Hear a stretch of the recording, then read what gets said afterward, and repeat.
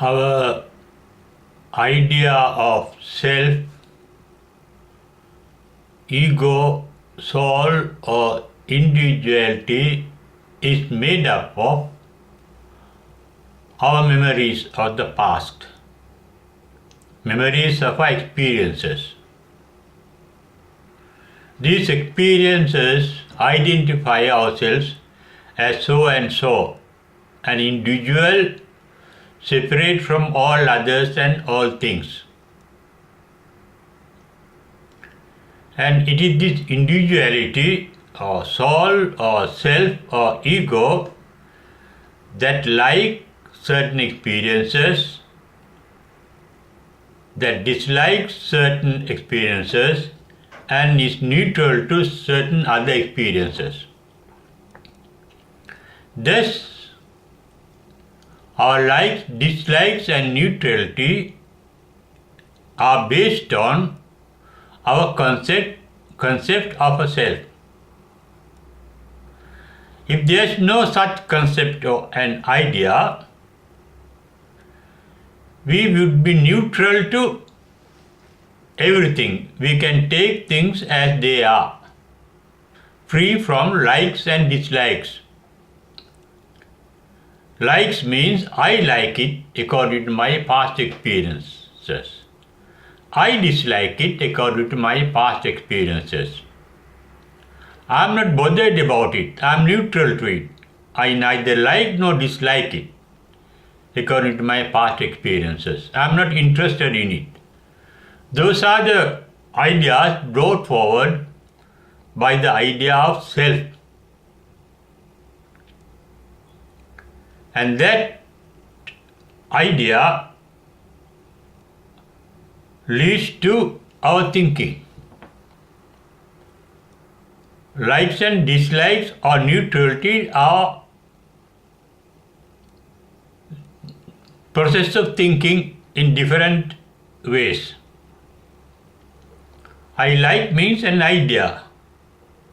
It is a process of thinking. I dislike it. It's a process of thinking. When I like, I give reason for my liking it. I give my taste for my liking it. And I give my reason for disliking it. For example, food. I like hot food, one may say. Another may say, I like cool food. One may say, I like sour food. Another may say, I like bitter food. Our tastes are different from individual to individual. That is how the idea of individual is formed. That idea looks real but not actually real. It is an illusion that we don't realize because we are so absorbed in our concept of self. And this concept of self consists of, as I mentioned earlier, likes, dislikes and neutrality. Here neutrality means neither interested, is not interested or disinterested. According to Buddha's teaching, our liking certain things and beings emanates from our tendency called kama chanda. We have a tendency, a capacity to like certain things. And in the same manner, we have another capacity, another tendency hidden in us to dislike certain things and beings, certain events, according to past experience. Then, with regard to certain other things, we are not bothered, we are not interested. But that is not the real neutrality that the enlightened one experience. Enlightened one experience things as they are. They are not illusioned by experiences. Their vision is called Yatha Bhuta Jnana Darsana, seeing things as they are. Our seeing things or perceiving things by mind, seeing means seen by the mind, not by the eye. Our perceptions are prejudiced and distorted by our prejudices of likes, dislikes and ignorance. The enlightened one are free from prejudices. Therefore, they are free from liking, disliking and ignoring anything. We ignore certain things, not getting interested in anything. Enlightened one, they do not ignore anything. They are always awakened. That awakenedness of the enlightened one is called Jagaryana Yoga. Literally it means they don't sleep. That means they are always awake, not asleep. In our case, we forget certain things. We become lethargic. We ignore certain things. Or we do not notice anything. That means lack of attention. Enlightened mind is full of attention. That is the product of the training for enlightenment they have had previous to enlightenment. And that discipline is called Vidassana Bhavana in Pali. Vidassana Bhavana means observing.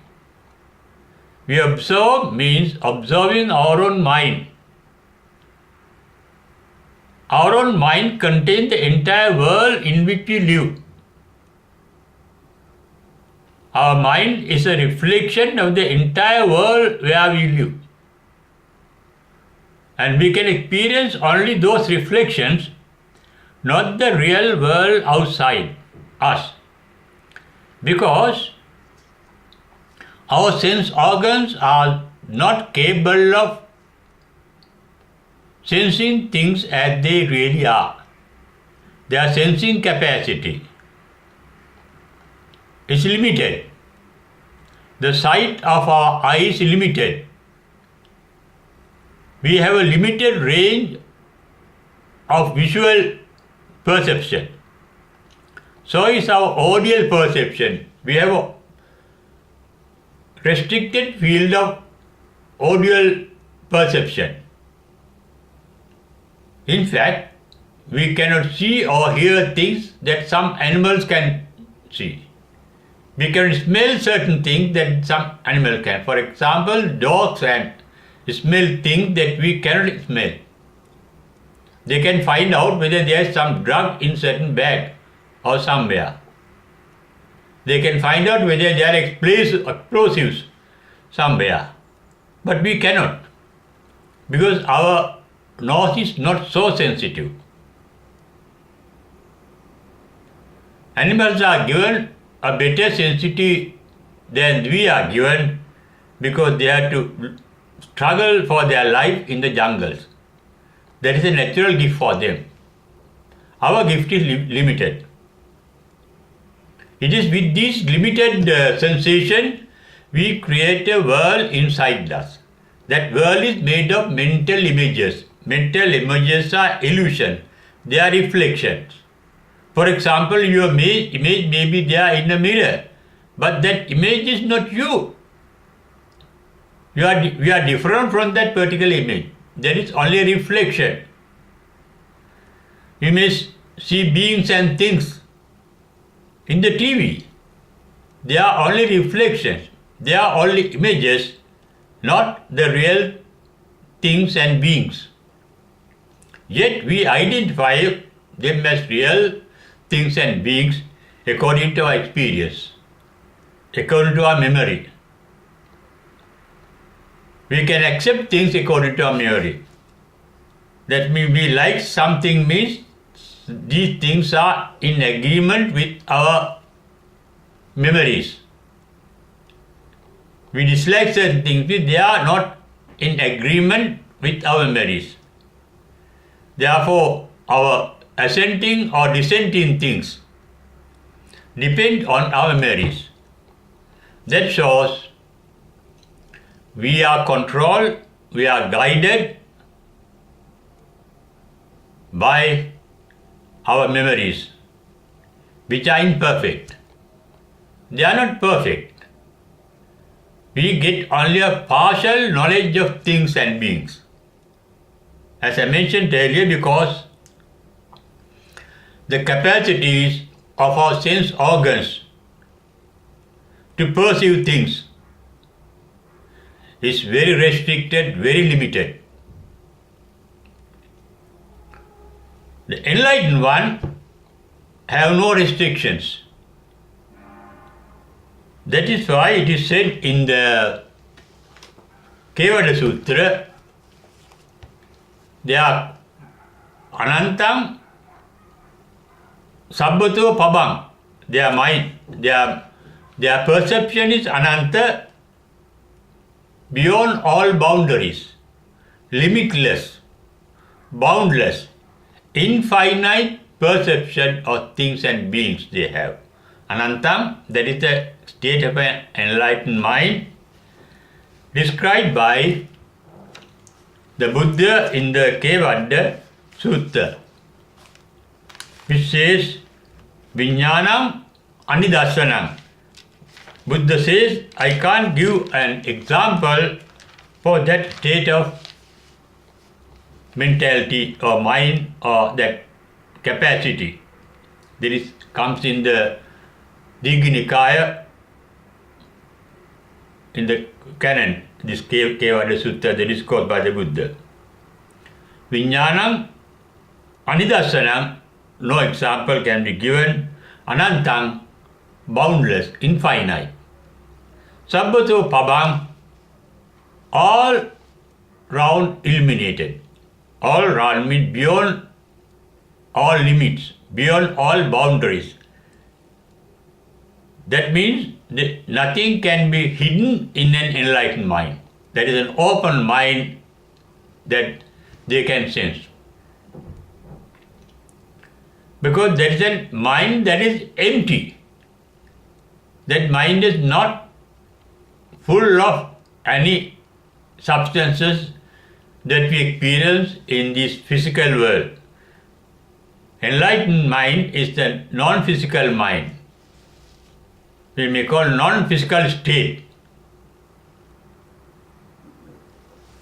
In fact, the physical formations, all mental images are physical formations because they are made of our physical energy.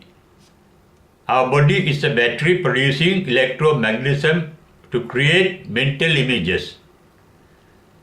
And that electromagnetism is a part and parcel of the universal energy. It is that universal energy that is dynamic and creative. Universal energy is the creator in the universe, the creator God in the universe. And all the creations are created by our own mind as mental images. And normally we get deceived by those things. That is why we like certain things and dislike certain things, assenting and dissenting. When something is in agreement with our memories, we like it. When it is not in agreement, when it is in disagreement with our memories, we dislike it. And we didn't have previous experience to be attentive or pay attention to something, we just ignore it. There is no ignoring, as I mentioned earlier, in an enlightened mind.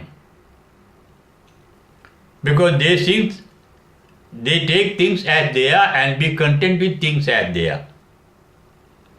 Yata Bhuta Jnana Darsana is seeing things as they are. Yata Labha Santuti is being content with things as they are.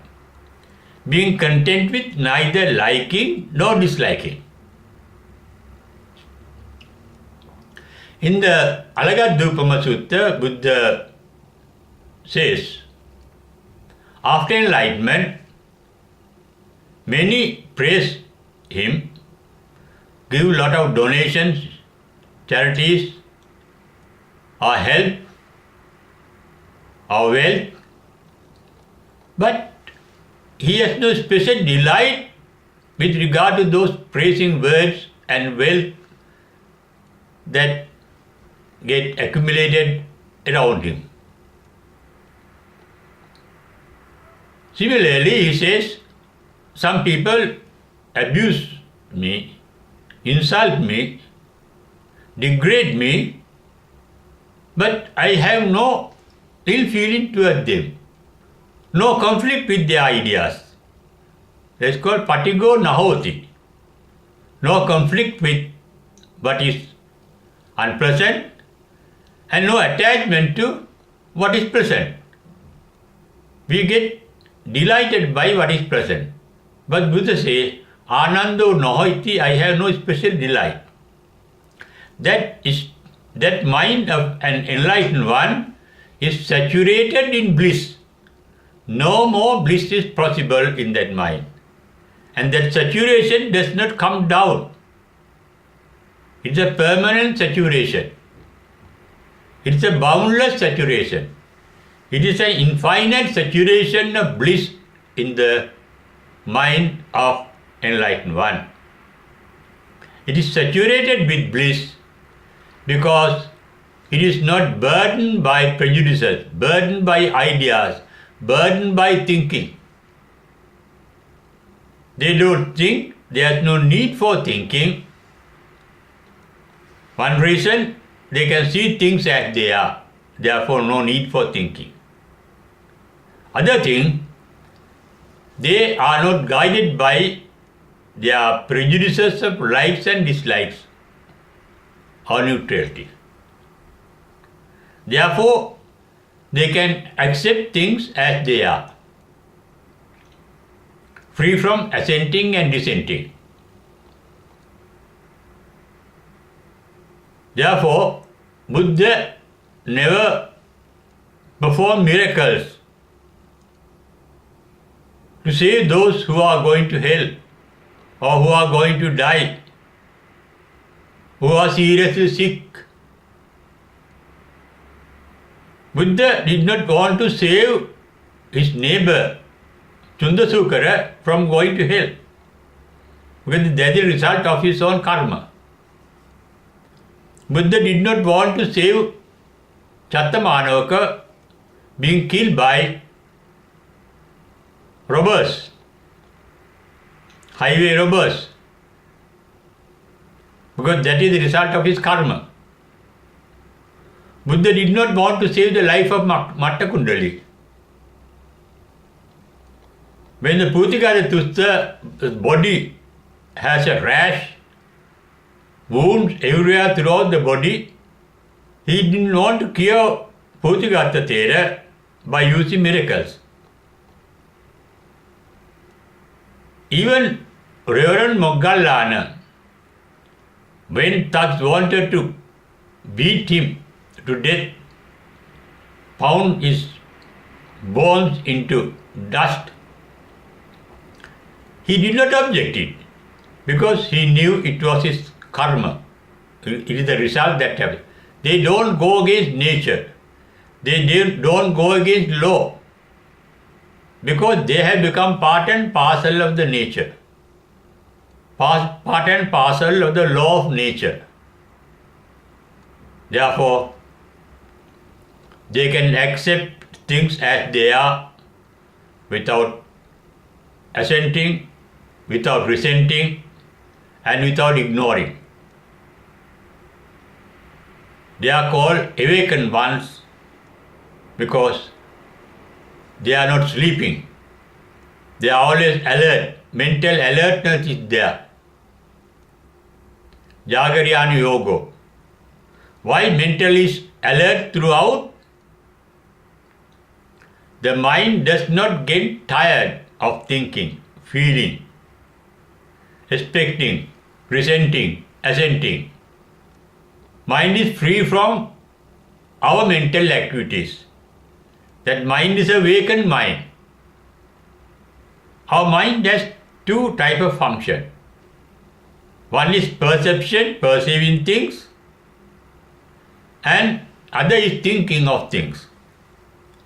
Perception is there because that is a natural event. Their eyes can see, their ears can hear, their noses can smell, their tongues can taste, their bodies can touch, and they get the sensation. And they can recognize those sensations. That is called Sanya Vedaita. There is sensation, the signals coming from the sense organs can be recognized by the mind. But there is no sankara in them. There is Rupa, there is Intervedana, there is Vedaita, Sanya Vedaita, and there is Sanya, no sankara. That is why Buddha said in his first period of joy, at enlightenment, all his thinkings has ceased. Visankara gatan chitta. Thinking ceases because when one is enlightened, no need for thinking. We think of things that we like, we think of things that we do not like, and we think of things that we are ignorant of, fully aware. We want to know things that we are unable to know fully. But they have no such tendencies in their mind. It is a freedom from liking, disliking, and ignoring that lead to enlightenment. Free from liking means free from attachment. Attachment is called raga. Free from attachment is called vitaragi. Free from resentment is called vitadosi. Dosa means resentment, disliking. Their minds are free from disliking or dissenting. Free from assenting, free from dissenting. Because they are not guided by their previous memories, which are imperfect. We are guided by previous memories. There is a sum total of memories we call myself. It is myself, my idea that like it. I like it, I don't like it. I ignore it. Behind that there is the idea of self. But they don't have the idea of self. They have become part and parcel of the nature, part and parcel of the universe. Therefore, their mind is nothing but bliss. Bliss means no excessive use of energy in their mind. That is called Panatipata Veramani. Their mind is free from the excessive use of bioenergy. Bio means bio-electromagnetic energy. In fact, they are free from that magnetic energy of liking and dislike, attraction and repulsion in their mind. And that mind is called a pure mind, a pure state of mind. It's a transparent mind. Nothing remains, all waves go through that particular mind. They become aware of it. They are not ignorant of it. They have full attention. Attention means love. Their mind is full of love. Metta, full of love, altruistic love. Karuna, compassion. Mudita, altruistic joy. Not in conflict with anything. That is neutrality. The neutrality made by the wisdom, not by ignorance. Not ignoring, aware, but they are not disturbed. Puttasya loka dhamme chittang asana kampati. Their minds are not disturbed by anything that happens to them. Yatinda kilo patavan chitosya, as said in Ratan Sutra. They are very stable like an Indra Kila, a pillar, a big pillar posted in front of a city at that time. It cannot be moved by winds blowing from all the four directions. Because in that pillar, the base is wider than when it is coming up. When the base is wider than the normal pillar, it cannot be shaken by the winds. That is the stability of the mind, enlightenment expressed in the Ratana Sutra. That therefore they have a calm mind. Calm mind means a peaceful mind. Calm mind means free from vibration of thinking. That is the most blissful, absolutely blissful mind. It is absolute because that bliss is infinite. It is beyond time dimensions, time measurements, time limits, and spatial limits, beyond all limits. That means they have become part and parcel of the universe. And we too have the capacity to deal with that, because that capacity, that nature, that nirvana, that bliss is within us, hidden by our thinking, hidden by our thought, hidden by our likings, hidden by our disliking, hidden by our ignorance. It is the clearance of the mind, Satitta Pariyodapanam Etam Buddhana Sasana. Cleanse the mind from all those defilements, mental defilements, then there is a pure mind. It's like this. It is as bright as a diamond. Diamonds are made out of charcoal. Charcoal consists of lot of dark matter, carbon. Removing all carbons, the charcoal can be turned into a diamond, transparent diamond, brilliant diamond. Similarly, the enlightened mind is called Ratana. It's a gem, Ratanam Panita, noble gem, transparent gem, brilliant gem, with all impurities cleansed. Cleanliness of the mind is the nature of an enlightened mind. We too have that capacity to clean our mind from our lies, dislikes, and inattentiveness.